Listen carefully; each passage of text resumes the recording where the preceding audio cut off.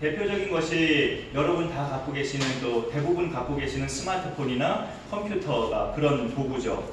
많은 기능들이 있어서 다 알려고 배우면 머리도 또 아프기도 하지만, 알면 알수록, 막상 또 배우고 알면 알수록 일상생활의 편리함을 누려요. 스마트폰만 해도. 그리고 공적인 업무에서도 굉장한 편리함을 누릴 수 있습니다. 기능을 알면 알수록.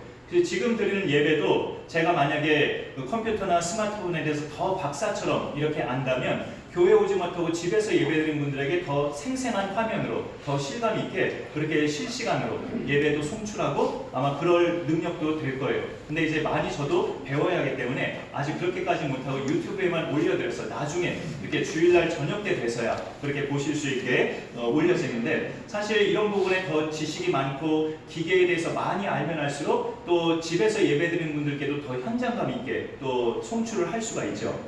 그런데 예수 믿는 신앙생활에서는 그게 더더욱 그래요.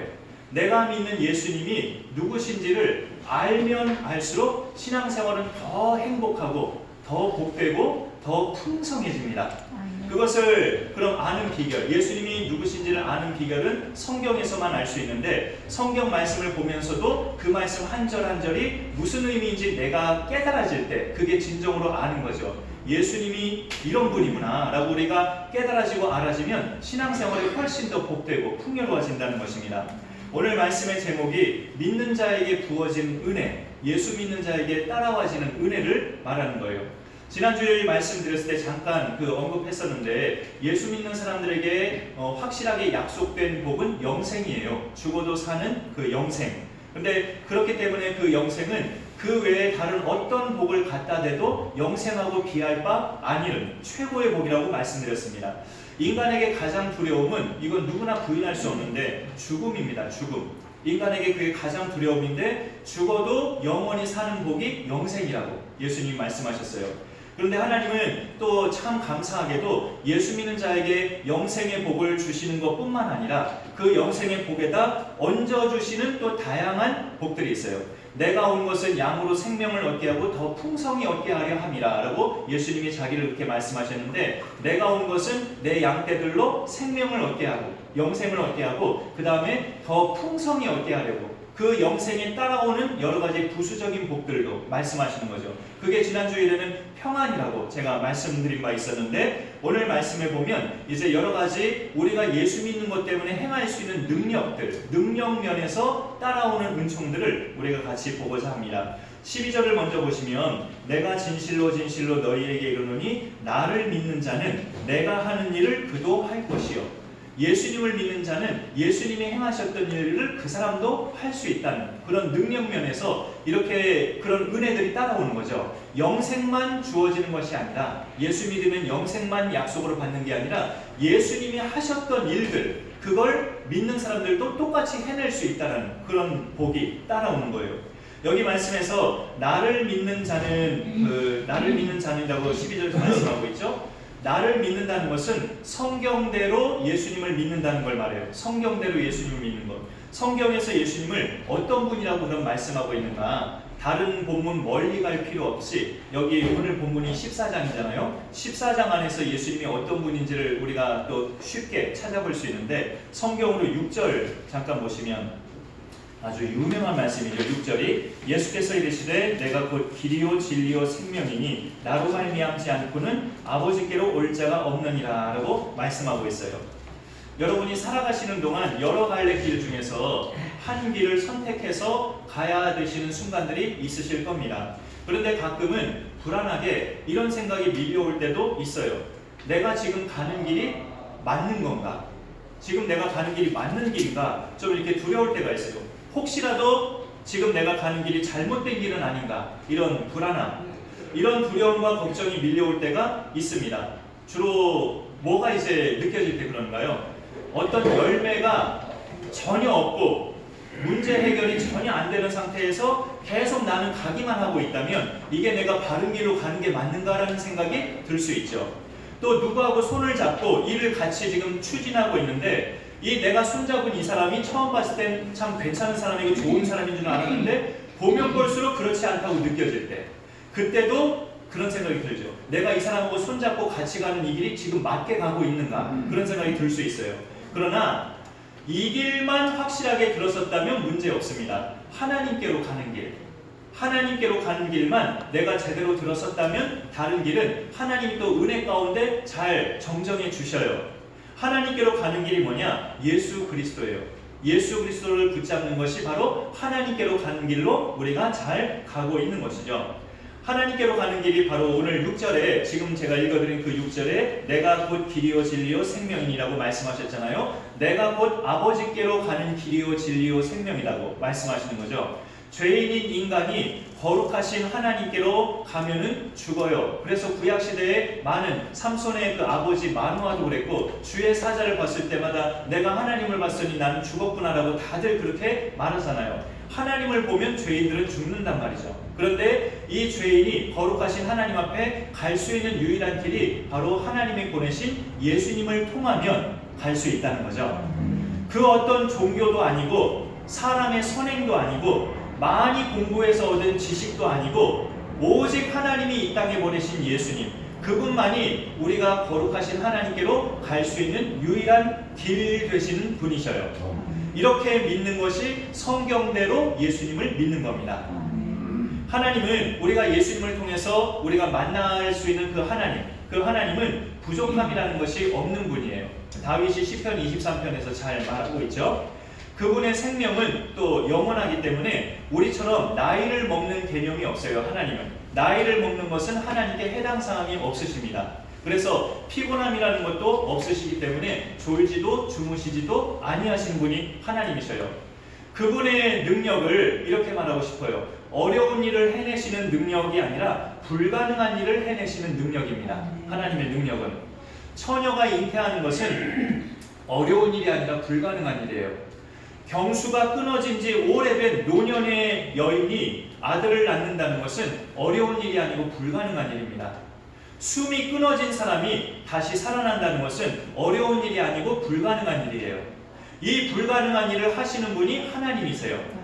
그리고 인간이 결정적으로 죽었다 깨어나도 할 수 없는 불가능한 일은 죄와 죽음에서 벗어나는 일인데, 이걸 해결해 주신 분이 또 하나님이셔요. 그런 하나님께 인간이 갈 수 있다는 것은 이보다 더 큰 복이 없죠.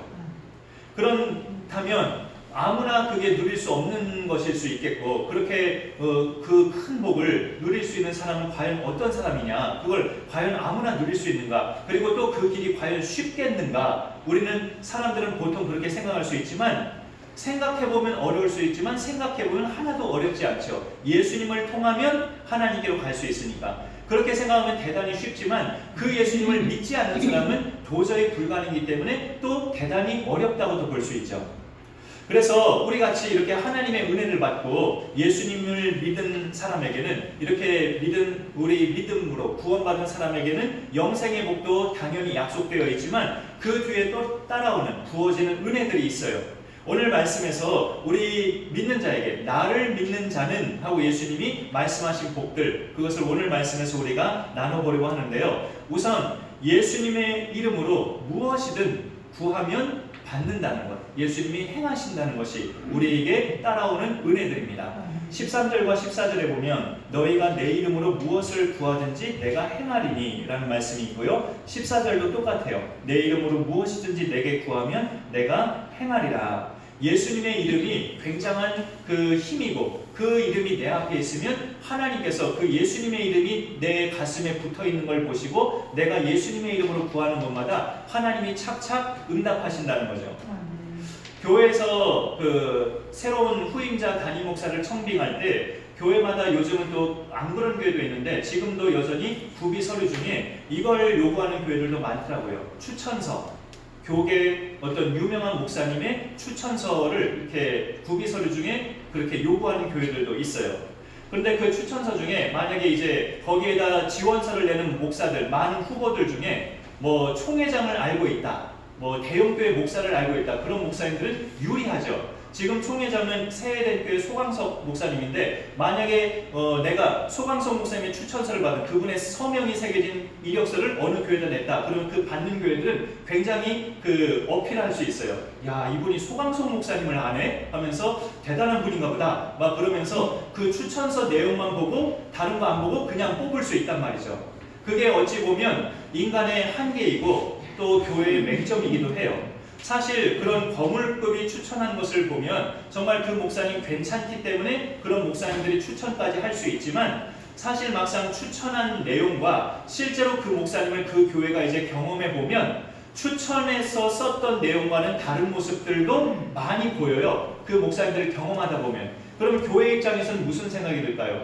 우리가 추천서만 믿고 속았구나. 그런 생각도 충분히 들 수 있죠. 너무 추천서만 믿으면 안 되겠구나. 그런 다짐도 교회 나름대로 할 수 있죠. 목사님한테는 비밀이지만 그런 것들을 우리가 경험해 볼 수 있단 말이죠. 그런데 예수님의 이름은 우리를 속이는 이름이 아니라는 거예요. 우리가 어떤 거물급의 그런 사인이 새겨진 추천서를 보면 이분은 정말 괜찮은 분인가 보네 하고 그 추천서만 믿고 그냥 달랑 뽑을 수 있지만 속을 수 있잖아요. 그러나 예수님의 이름은 절대 우리가 속임당하는 이름이 아닌 거예요. 그 이름으로 무엇을 행하든지 내가 행하리라고 예수님이 약속하셨습니다. 예수님의 행하심은 하나님의 영광과 직결되기 때문에 굉장히 수준 있는 행하심이죠. 오늘 말씀 13절을 다시 보시면 너희가 내 이름으로 무엇을 구하든지 내가 행하리니 왜 행하시겠다는 거예요? 이는 아버지로 하여금 아들로 말미암아 영광을 받으시게 하려 함이라. 우리가 예수님의 이름으로 구하면 예수님이 우리 기도를 들으시고 반드시 행하시는데 그 행하시는 이유가 아버지께 영광이 되기 때문에 하나님 아버지께 영광이 되기 때문에 예수님이 우리 기도를 행하시는 거예요. 그러면 그게 말하자면 우리 기도가 무슨 기도가 된다는 뜻입니까? 예수님을 믿는 자는 예수님의 이름으로 기도하는 그 모든 기도 내용이 하나님의 영광을 드러내는 기도가 된다는 뜻입니다. 진정으로 예수 믿는 사람이 구하는 기도는 그 기도 내용이 결국 다 하나님의 영광을 드러내는 기도가 된다는 거예요. 그런 간구가. 그래서 굉장히 차원 있는 수준 높은 기도인 거죠. 세상의 다른 어떤 종교인들도 자기 신에게 기도할 때 그게 하나님께 영광으로 닿지 않아요. 예수님의 이름으로 기도하는 기도만 하나님께 영광으로 닿아요. 예수님이 하나님의 아들이시기 때문에 다른 어떤 종교인들이 그 어떤 자기들의 신 앞에 기도한들 그 기도는 하나님의 영광에 이르지 못합니다. 예수님의 이름으로 기도하는 것만 하나님의 영광에 이르러요. 그래서 그 기도는 우리가 예수님의 이름으로 기도하는 기도는 굉장히 수준 높은 기도입니다. 하나님께 도달하는 기도이고 하나님의 영광을 드러내는 기도이기 때문에 그러면 우리가 구할 때마다 예수님이 우리 기도 내용대로 행하시겠다고 이렇게 약속하시는데 13절, 14절 두 번이나 그렇게 말씀하시는데 예수님이 행하신 일이 뭘까요? 예수님이 행하신 일 제자들에게 하신 말씀 중에 너희는 먼저 그의 나라와 그의 의를 구하라는 말씀을 하셨는데 이게 예수님도 행하신 일이에요. 하나님의 나라와 의를 구하신 일. 그럼 우리도 예수님의 이름으로 구하는 것도 하나님의 나라와 의를 구하는 기도가 되어야 그 기도를 예수님이 행하셔요. 우리의 기도하는 내용마다 하나님의 나라와 의를 구하는 간구가 들어있어야 우리의 기도를 예수님이 행하신다고요. 그런 기도가 될 때 그런 기도를 올리는 사람이 진짜 예수 믿는 사람입니다. 예수님을 성경대로 믿는다는 것은 죄인인 우리가 거룩하신 하나님께로 갈 수 있는 유일한 길 되시는 분으로 믿는 것이고 우리를 죄에서 건지실 수 있는 유일한 구원자 되시는 분으로 믿는 거죠. 많이 들어보셨죠? 이렇게 믿을 때 우리는 성경대로 예수님을 믿는 건데 그렇게 예수 믿는 사람은 그분의 이름으로 기도할 때도 예수님이 행하신 일을 염두에 두고 기도해요. 예수님이 행하신 일, 하나님의 나라와 의를 구하신 그 일을 염두에 두고 기도하기 때문에 그 모든 기도가 하나님께 영광이 됩니다. 당연히 응답이 되죠. 그러면 내가 그런 내용을 구할 때 하나님은 어떤 모양새로 나한테 응답하실까요? 예를 들자면 내 말과 행실에서 내 일상생활에서 늘 예수님이 드러나요. 그렇게 응답하십니다. 내 말과 행실에서 내가 뭐 예수님, 예수님, 예수님 이렇게 말을 안 해도 내 모든 일상적인 말과 눈빛과 내 행실에서 예수님이 이렇게 자연스럽게 이렇게 뭐 우리가 향수 뿌리면 몸에 향수 뿌리고 뭐 데이트 나가면 상대방에게 향수 냄새가 나듯이 예수님 냄새가 난다고요. 내 모든 언행 속에서 예수님 냄새가 나게 돼 있어요. 늘 예수님이 행하신 일을 구하는 그런 기도의 사람들은. 그리고 또 이런 거죠. 말하자면 예수님을 전혀 몰랐던 사람이 날 만나고 나서부터 예수님을 알게 되는 걸로 또 응답하시죠. 기독교에 대해서, 교회에 대해서 어두운 모습만 알고 있던 사람이 날 만나고 나서부터 기독교와 교회에 대해서 좋은 점들을 알게 되는 걸로 그렇게 또 응답하십니다. 교회 다니는 사람들을 대단히 혐오하던 사람이 날 만나고 나서부터 자기도 교회 다니는 역사로 하나님께서 그렇게 응답하셔요. 예수님의 품격에 맞는 기도를 드리는 사람은 이런 엄청난 응답을 받는 사람들이에요. 스마트폰 하나도 기능을 알면 알수록 여러모로 생활이 편리해지는데 우리의 구원자 되신 예수님을 제대로 믿으면 믿을수록 내가 구하는 것들마다 하나님 영광으로 드러나기 때문에 어마어마한 놀라운 응답을 받으면서 복을 누리며 살 수 있어요. 이런 은혜의 복들이 우리 모두에게 누려질 수 있기를 간절히 축원합니다. 예수 믿는 자에게 따라오는 은혜 또 두 번째는 성령이 영원토록 그와 함께 하신다는 거예요. 오늘 말씀 16절에 보니까 내가 아버지께 구하겠으니 그가 또 다른 보혜사를 너희에게 주사 영원토록 너희와 함께 있게 하리니 라고 예수님이 말씀하십니다. 성령을 예수님이 또 다른 보혜사라고 이렇게 말하죠. 그럼 예수님 자신이 보혜사란 뜻이에요. 예수님 자신이 보혜사인데 내가 부활하고 승천하게 되면 나를 대신해서 또 다른 보혜사 성령을 아버지께서 보내주실 것이다 라고 제자들에게 미리 말씀하셨죠. 보혜사라는 말이 무슨 말인가 했을 때 여러 가지 뜻이 있는데요. 그 여러 가지 뜻이 이상하게 서로 희한하게 서로 비슷한 뜻이에요. 변호자, 위로자, 상담자, 조력자 이런 뜻이죠. 보혜사 다 서로 비슷비슷한 뜻입니다. 성령이 우리에게 그런 분이라는 거죠. 우리의 변호자, 위로자, 상담자, 조력자. 성령이 우리의 변호자만 된다는 것도 얼마나 든든한지 몰라요. 사단은 우리에게 너는 죄인이야. 너 오늘도 넘어졌잖아. 너 오늘도 교회 오기 전에 집 식구들하고 싸웠잖아. 하면서 네가 무슨 하나님 앞에 예배드릴 자격이 있어. 하면서 사단은 늘 우리를 이렇게 넘어뜨리려고 하지만 성령은 아니다. 너는 하나님의 거룩한 자녀이고 예수님의 피로 이미 다 죄 용서받은 하나님의 백성이야. 라고 이렇게 변호하는 존재가 성령이라는 거죠. 그거 하나만 생각해도 성령이 영원히 우리와 함께 한다는 것이 얼마나 든든함이 되는지 몰라요. 마귀가 우리를 넘어뜨리려 할 때마다 성령이 막아주시니까 굉장한 든든함이 되는 거죠. 그런데 이제 그 성령이 그렇게 우리 가운데는 있는데 이것을 알지 못하는 자들이 세상은 이것을 알지 못한다고 오늘 말씀하고 있어요. 17절에 보니까 그는 진리의 영이라 세상은 능히 그를 받지 못하나니 이는 그를 보지도 못하고 알지도 못함이라 라고 말씀하고 있습니다. 예수 믿는 사람들과 불신자들을 쉽게 구분해서 설명할 때 있는 자와 없는 자로 설명할 수 있어요. 영생이 있는 자와 없는 자, 평안이 있는 자와 없는 자, 천국이 있는 자와 없는 자, 죄에서 해방됨이 있는 자와 없는 자, 그리고 하나 더 든다면 성령이 있는 자와 없는 자 이렇게 구분할 수 있죠. 예수님을 믿는 자와 믿지 않는 자는 있는 자와 없는 자라고 볼 수 있는데 영생과 평안과 천국과 또 죄사함과 성령 이 모든 것들이 있는 자가 예수 믿는 자입니다. 성령은 예수의 영이기 때문에 예수님을 받아들이지 않는 사람은 당연히 성령도 받을 수가 없죠. 성령 자체가 예수의 영인데 오늘 이 요한복음에서 제일 첫 장 1장에 보면 이런 말씀이 있어요. 예수님에 대해서 그가 세상에 계셨고 세상은 그로 말미암아 지은 바 되었으되 세상은 그를 알지 못하였고 자기 땅에 오셨으나 자기 백성이 영접하지 아니하였다. 그렇게 말씀합니다.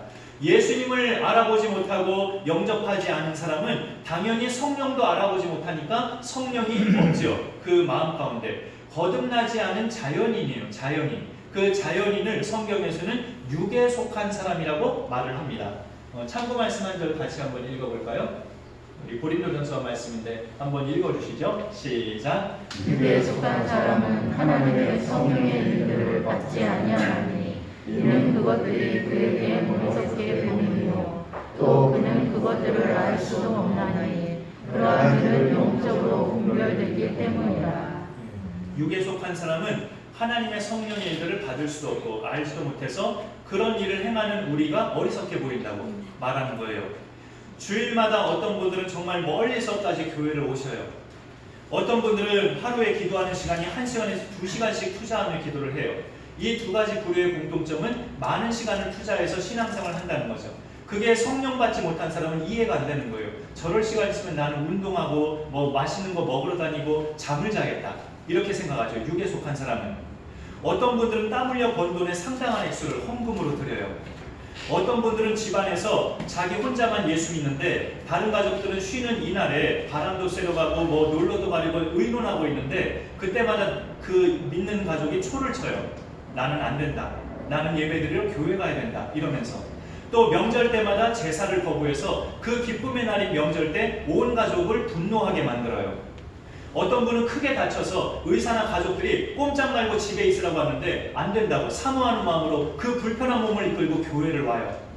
이런 것이 성령이 없는 사람은 이해가 안 된다는 거예요. 왜 저렇게까지 하면서 믿어야 하는가? 다들 그렇게 반응을 해요. 예수님을 안 믿는 사람은 성령이 없기 때문에 영적인 일의 가치를 몰라요. 하나님을 섬기는 신앙생활이 얼마나 나에게 행복하고 복되고 영광스러운 일인지를 성령 받은 사람들은 잘 알지만 성령이 없는 사람은 알 턱이 없죠. 우리 믿는 자에게 부어지는 은혜 중에 하나가 성령이 영원히 우리 가운데 함께 하신다는 겁니다. 그래서 우리가 이 땅에서 신앙생활 하는 동안에 우리가 결단코 믿음에서 넘어지지 않도록 붙들어 주시는 분이 성령이시고 매 순간마다 우리를 바른 길로 인도하시는 분이 성령님이셔요. 그래서 성령님을 오늘 말씀에서 진리의 영이라고 말씀하고 있죠. 성령이 내 안에 계시면 진리인 것과 아닌 것을 분별할 줄 알게 됩니다. 그런데 더 중요한 것은 분별할 줄 알아도 실제로 진리 편에 서는 것이 중요하잖아요. 이런 경험들 좀 해보신 적 없으세요? 이게 잘못인 줄 아는데 내가 그걸 말해버리면, 이게 나쁜 짓인 줄 아는데 내가 그걸 이건 나쁜 짓입니다, 이런 거 하면 안 되죠 라고 이렇게 말했다가는 내가 박해를 받고 잘리고 그럴까봐 두려워서 말 못하는 경우도 사실 있잖아요. 근데 성령은 진리의 영이면서 동시에 담대함을 부어주시는 영이 성령이셔요.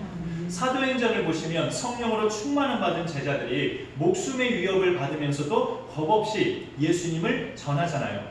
진리의 영이면서 담대함을 입혀주시는 성령은 예수 믿는 자에게 내주하시기 때문에 그 사람은 절대 버려지지 않습니다. 17절 중반부터 다시 보시면 그러나가 있죠. 그러나 너희는 그를 아나니 그는 너희와 함께 거하시며 또 너희 속에 계시겠습니다. 오늘 14장 17절 말씀에 예수님이 말씀하고 있습니다. 우리 성도님들 중에는 이제 다 각자마다요 부모님이 두 분 다 안 계시는 성도님들도 많이 계시죠. 연세가 많으신 분은 벌써 오래전에 부모님 두 분 다 돌아가셨을 거죠. 근데 이제 부모님 중에 그나마 한 분이 계셨다가, 오랜 세월 그나마 한 분이 계셨다가 그 한 분마저 돌아가셨을 때 마음속에 무슨 생각이 들던가요? 아마 잠깐이라도 이런 생각이 들 수 있을 거예요. 드디어 나도 고아가 됐구나. 이제까지 오랜 세월 그래도 한 분은 살아계시는데 그 한 분마저 돌아가시고 나면 그 남은 자녀들은 아마 마음 한쪽에 한 번이라도 그런 생각을 하게 될 거예요. 드디어 나도 고아가 됐구나. 오늘 말씀해 보니까 성령을 받은 사람은 예수님이 하신 말씀이 내가 너희를 고아와 같이 버려두지 아니하리니 라는 말씀이에요. 18절 말씀에 내가 너희를 고아와 같이 버려두지 아니하고 너희에게로 오리라. 이 너희에게로 오리라는 것은 십자가에서 3일간 잠깐 죽으셨다가 무덤에 묻히셨다가 3일 만에 살아나셔서 너희를 다시 만나리라, 그 말도 되지만 또 좀 길게 보면 승천하실 거잖아요, 예수님을. 이제 승천하시면 대신 또 다른 보혜사 성령이 너희에게 임하심으로 내가 다시 온다는 뜻, 그런 말씀도 되는 거죠. 성령이 너희에게 임으로 내가 너희에게 다시 온다는 말씀이에요. 나를 믿는 자는 그가 하는 일도 할 것이라는 말씀이 이제 뒤따라오고 있습니다. 그래서 예수님을 믿는 자에게 부어지는 따라오는 은혜 세 번째는 예수님이 하신 일을 그 사람도 할 수 있다는 이 놀라운 특권이죠. 12절부터 오늘 읽었지만 12절 거를 마지막 세 번째로 제가 본 거예요. 내가 진실로 진실로 너희에게 이르노니 나를 믿는 자는 내가 하는 일을 그도 할 것이요 또한 그보다 큰 일도 하리니라고 말씀하고 있습니다. 우리가 예수님을 믿으면 예수님이 하신 일도 하고 예수님이 하신 일보다 더 큰 일도 한다 라고 이렇게 말씀하고 있는데, 이거는 능력 면에서 말씀하는 게 아니고요, 규모 면에서 예수님보다 더 크게 할 수 있다는 뜻이에요. 그러니까 예수님은 이 땅에서 하신 일이 사실 여러 가지 일이라고 생각하실 수 있지만 성경을 보면 딱 한 가지입니다. 죄인들을 하나님께로 돌아오게 하신 일이에요. 그렇게 돌아오게 하신 일에 필요하다면 병자도 고치시고 또 죽은 자도 살리시고 선천적으로 장애인도 고치시고, 그런 일은 부수적으로 예수님이 필요하다고 판단되셨을 때 하신 것뿐이고, 예수님이 하신 주된 한 가지는 죄인들을 하나님께로 돌아오게 하신 일이에요. 그런데 나를 믿는 자는 내가 한 일을 그도 할 것이요라는 말은 그러니까 그런 거죠. 죄인들을 하나님께로 돌아오게 하는 그 일을 우리도, 예수 믿는 사람들도 할 수 있다는 뜻이에요.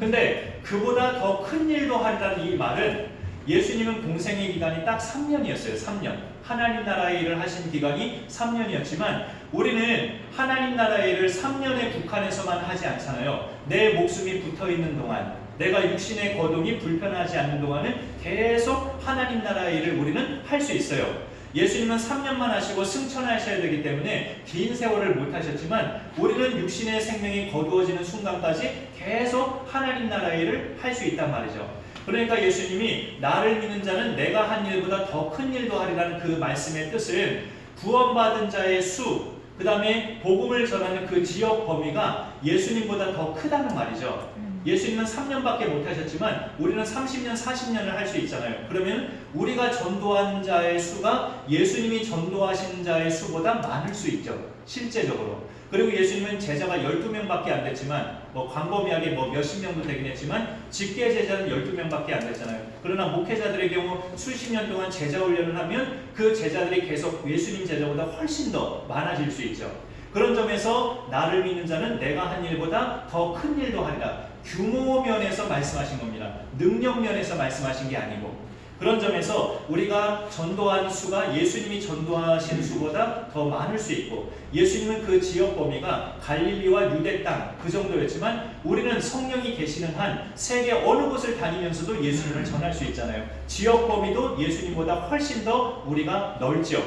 그런 점에서 나보다 더 큰 일을 하리라고 예수님이 말씀하신 거예요. 여러분, 예수님이 이 말씀을 하신 거, 나를 믿는 자는 내가 하는 일을 그도 할 것이요 라는 이 말씀을 볼 때 여러분은 어떤 일을 많이 연상하시거나 생각을 하시나요? 저는 이런 것도 생각을 했죠. 의사도 못 고치는 중병을 고치신 일, 나면서부터 장애인으로 태어난 사람의 그 장애를 고치신 일, 소경의 눈을 뜨게 하시고 걷지 못한 사람을 걷게 하시고 물 위를 그냥 걸어가시고 풍랑을 잔잔케 하시고, 나를 믿는 자는 내가 하는 일을 그도 할 것이요 라는 이 말씀을, 예수님이 행하셨던 이런 이적을 나도 행할 수 있다는 뜻인가라고 우리는 그렇게 생각할 수 있단 말이죠. 그런데 정말로 그렇게 믿으면 믿다가 실족할 수 있습니다. 안 되니까. 나는 예수님처럼 안 되거든요. 뭐야 이거, 나를 사기쳤네? 라고 생각할 수 있죠. 예수님이 하신 일은 아까 말씀드렸지만 죄인들을 하나님께로 돌아오게 하신 일이에요. 그게 예수님이 하신 일이에요. 그러니 나를 믿는 자는 내가 하는 일을 할 것이라는 것은 우리도 예수님처럼 죄인들을 하나님께로 돌아오게 할 수 있다는 뜻입니다. 그 일이 가장 핵심적인 일이죠, 사실은. 우리 추가 말씀 하나만 더 읽어보죠. 같이 요한복음 6장에 있는 2절인데 한 번만 더 읽어주세요. 시작. 내가 하늘에서 내려온 것은 내 뜻을 행하려 함이 아니요 나를 보내신 이의 뜻을 행하려 함이니라. 나를 보내신 이의 뜻은 내게 주신 자 중에 내가 하나도 잃어버리지 아니하고 마지막 날에 다시 살리는 이것이니라. 아멘. 이 말씀으로도 보면 예수님이 하신 일은 오로지 죄인들을 하나님께로 돌아오게 하는 일이었습니다. 하나님께 속한 양떼들도 다 죄인들이기 때문에 하나님을 떠나 있는 상태거든요. 그 하나님께 속한 백성을 한 영혼도 잃어지지 않고 하나님께로 돌아오게 하는 일이 예수님이 하신 일이에요.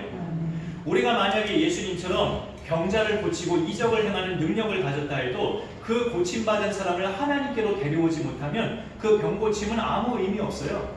예수님은 병만 고친 게 아니라 그 영혼을 구원해 주셨잖아요. 그게 예수님이 하신 일이에요. 영혼 구원. 영혼 구원이 이루어지지 않는 병 고침, 영혼 구원이 이루어지지 않는 나음 받은 거, 이런 거는 아무런 의미가 없다는 거죠. 병 고치는 일보다 더 훨씬 큰 일이 예수님과 원수였던 사람을 예수님의 사람으로 만드는 일이에요. 나를 믿는 자는 그 일을 할 수 있다고 말씀하신 겁니다. 우리의 내면을 들여다보면 좋겠어요. 나는 예수님을 믿는 것으로 인해 내가 받고 싶은 은혜들이 뭔지, 내가 예수님 믿으니까 예수님 믿는 자들에게 하나님이 은혜를 부어주시는데 내가 받고 싶어하는 은혜들이 뭔지를 한번 우리 속을 들여다보면 좋겠습니다. 남들보다 건강하게 장수하고 물질회복도 받아서 좋은 집에서 살고 주변 사람들이 부러워할 만큼 사회적으로 성공하고 자녀마다 좋은 대학 가고 좋은 직장에 취업되고 좋은 집안에 짝 만나서 결혼도 하고 섬기는 교회에서 좋은 직분도 맡고 우리 내면에는 다 이런 것들도 소망하고 있어요. 그런데 예수님 잘 믿어도 이 모든 복들을 다 골고루 받지는 않아요.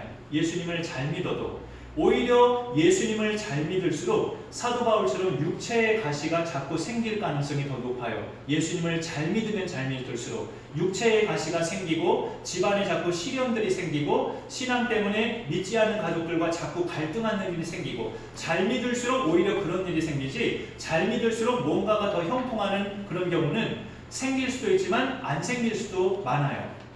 믿는 자에게 부어지는 은혜는 그래서 세상에서의 형통함보다 그런 시련들을 이겨낼 수 있는 능력, 이게 은혜예요.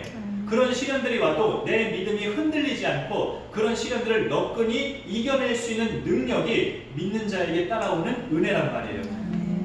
오늘 말씀에서는 그게 예수님의 이름으로 구할 때 예수님이 행하셔서 내가 구하는 곳마다 하나님의 놀라운 응답들이 나타난다는 것.